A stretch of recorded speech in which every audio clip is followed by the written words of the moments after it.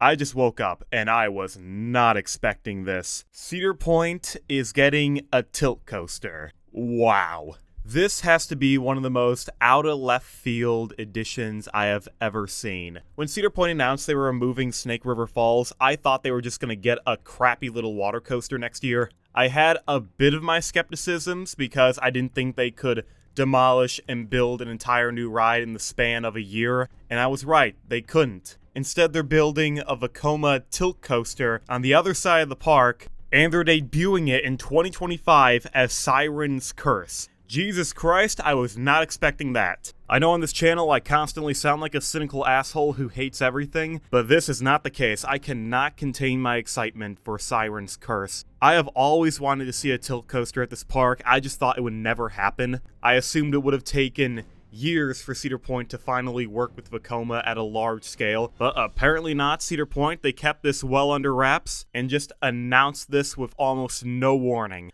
I did not think this park would get a coaster so soon, especially after the entire Top Thrill 2 fiasco. Cedar Point, they definitely have had their hands pretty full. I would have assumed they would have pushed this off another year or two, but like I said in my Top Thrill 2 video, Cedar Point, they are still under contract with whatever company they're working with, so they kind of had to get this coaster out next year as planned. But you know what? That's great for us. I'm glad it wasn't pushed back. But without further ado, let's actually start talking about Siren's Curse. Now, of course, the big gimmick with the ride is the tilt track. It's a concept that hasn't really been on a lot of roller coasters. The only tilt coaster that was ever built by Vekoma was Gravity Max in Taiwan, and that thing opened back in 2002, so it's been more than 20 years since the company's built a tilt coaster. Sure, we've seen the seeds of Vekoma building a new tilt coaster since Gravity Max, but oh god, it's taken so long. There was an idea of a tilt coaster going to Energylandia, that got scrapped. Codaland, I don't know what's going on with Circuit Breaker, that's taking forever. And then there was some speculation of a tilt coaster going to Six Flags Mexico, still waiting to see how that develops. But now that Cedar Point's getting a tilt coaster, it's finally happening. A revitalization of a concept almost 2 decades in the making.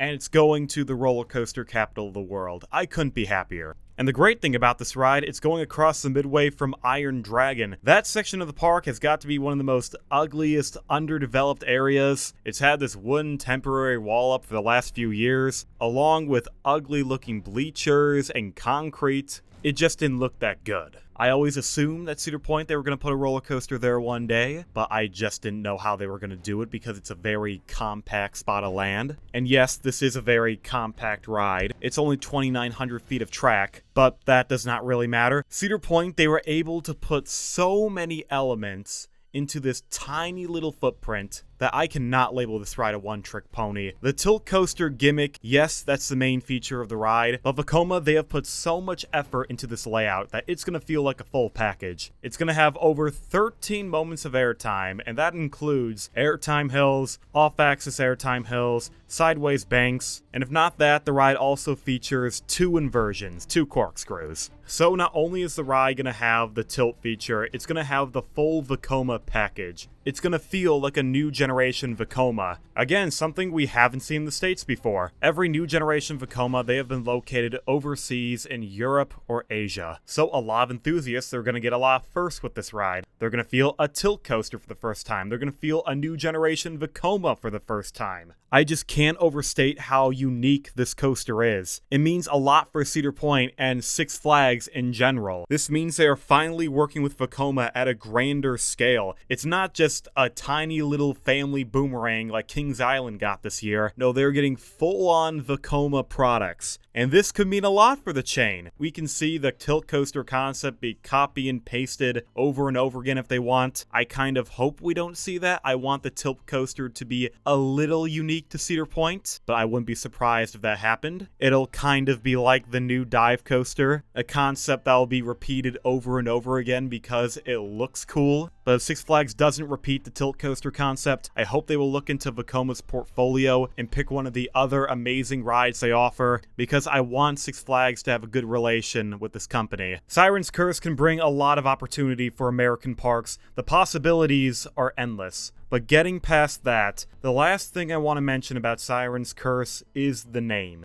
Is it good? Honestly, yeah, I think so. It was definitely not what I expected from Cedar Point. But you know what? It works. A siren is a mythological creature from Greek mythology, and it's supposed to be an enticing sound, usually to attract ships to crash in the rocks with their beauty and angelic voice.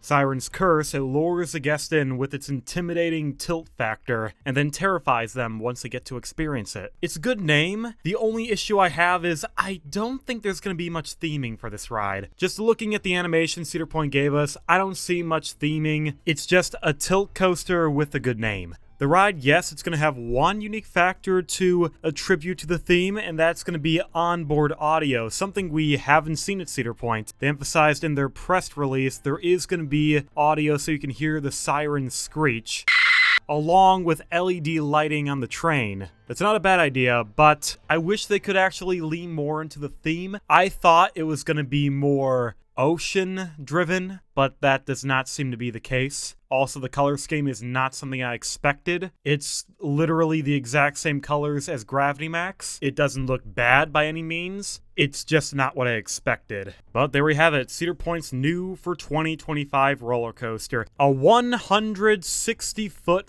58-mile-per-hour monster with a track length of nearly 3,000 feet. Not as tall as some other Cedar Point rides, but that doesn't really matter. This ride will make its presence known, being the tallest, fastest, and longest tilt coaster in North America. A record that's kind of by default, because again, there are no other tilt coasters for the time being. So Cedar Point, they're just kind of grasping at straws for these records. But I don't care, they can market these records all they want. And again, I did not think this was going to happen. Top Thrill 2 seemed like it was going to be the newest ride for a while. I didn't think Cedar Point had this in the works. If only Top Thrill 2 actually opened this year, then Cedar Point could have had 2 amazing back-to-back years. But if Siren's Curse can open without a hiccup, and if Top Thrill 2 can try to open next year successfully, Cedar Point will be the destination park next year. They will have a giant multi-launch strata coaster and a never-before-seen tilt coaster right next to each other, both brand new. And now Cedar Point's lineup is almost so perfect that I do not know what they can get next. The only rides this park is missing from their lineup is an extreme spinner or a good wooden coaster. That's it. Almost every category of roller coaster has been filled out, and they just keep getting more creative on where they're putting these rides. Remember, they're shoving Siren's Curse right between Millennium Force and Iron Dragon, a very small plot of land that's right behind a main road. So Cedar Point must have had a lot of dedication and persistence to ensure that this ride would be built. And you know what? I hope it's going to be worth it, and for the love of God,